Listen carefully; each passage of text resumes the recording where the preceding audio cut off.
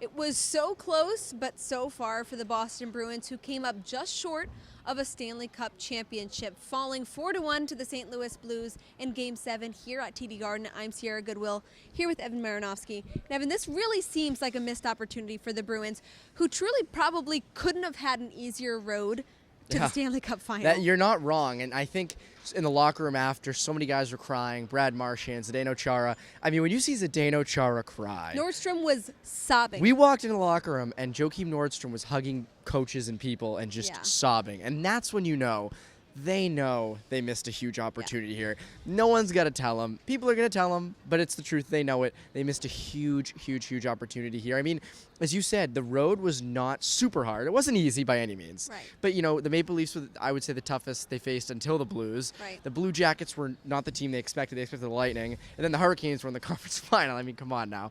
But so I think they realize how much they missed this opportunity. Especially the veteran core, right? Brad Marchand, Patrice Bergeron, Tuukka Rask, Zdeno Chara, David Krejci.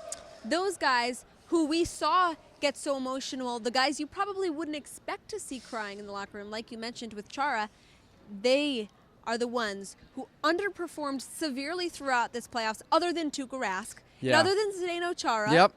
Zdeno Chara played through broken jaw. He can do anything. Yes. Underperformed. And so they know that this falls on their shoulders. Well, that's the thing. I mean, you know, in a city that counts Boston counts championships more than anybody. Mm-hmm. And we love to do that. And now the veteran core of Bergeron, Chara, Marchand, Krejci, they're 1 for 3 on Stanley Cups. Now, sounds in most a lot cities, worse than 2 for 3. Yeah, in most cities that would be amazing. And 13 they get a pass on. Bergeron was playing like on the verge of death, and I do think he was battling an injury this postseason. He said he was battling a groin injury. Yeah. And so the Blackhawks Blackhawks were an insane team, but this Blues team you had and you should have beat. And so I think as I said, they're looking at it as a missed opportunity, but again, they're 1 for 3 now, and their legacies will always be great. But from 13 and now 19, it'll always kind of be looked at with a little bit of a blemish. And this segment is brought to you by betonline.ag. Head to clnsmedia.com/win. Enter promo code CLNS50 for 50% cash back on your first deposit. And how much does this also fall on Bruce Cassidy, do you think? Because he obviously... There's always been questions about whether Bruce Cassidy can bring an NHL team to the top. Mm-hmm. He seemed like he was getting them there. He did get them to Game 7 of the Stanley Cup Final, as close as you possibly can get. But it seemed like in times of that Game 7, he could have done a little bit more of in-game coaching. Yeah, I mean, there were times you probably maybe could have taken a timeout, but the first 2 goals were scored in the first. I mean, you're not taking a timeout in the first period. Right. It was at the end of the period anyways. You're getting the intermission, so you're getting the benefit of that.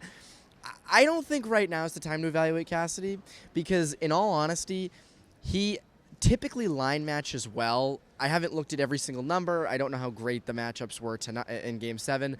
But when you look at it, it's simple for the Bruins. Their top 6 didn't perform. Just didn't. 5-on-5 points this series. Bergeron had none. 0. He didn't have any. You know, they came through on the power play when asked to, but 5-on-5, they got outmatched. And I don't know if I put that on Cassidy. I mean, your best players are your best players. You're supposed to be able to play them against anybody. And in this series, the O'Reilly line outplayed them. The Schenn line outplayed them. Nothing worked for that top line. So, yeah, I think when you look back to 2019, it's going to be Bergeron didn't come up clutch. Marchand didn't come up clutch. Pastrnak didn't come up clutch. Krejci, I mean, go down the line of top 6. For the season that Patrice Bergeron had, for him to have 0 points on 5-on-5 hockey is absolutely insane. It's bad. And the thing is, like, the fact that your fourth line is carrying you. It's funny, last year in the playoffs, the Bruins scoring was all the first line. All Marchand, Bergeron, Pastrnak. Right. This year, it's anything all the but. depth, and it's anything but that. And I think that goes to show how, you know, you have this grand opportunity in front of you where the third and fourth lines are producing. Coyle and Johansson, and then you have Corrali and Nordstrom's out there hitting everything that moves and scoring. I mean, Nordstrom had a huge chance in Game 7, and nothing went. Yeah. The first line and second line didn't do anything, and I think that just goes to show that they missed a huge opportunity. There's no doubt that the Boston Bruins will look upon this Stanley Cup Final as a missed opportunity. For all of our coverage of the Stanley Cup Final, head to our website at clnsmedia.com and subscribe to our YouTube channel at CLNS Media.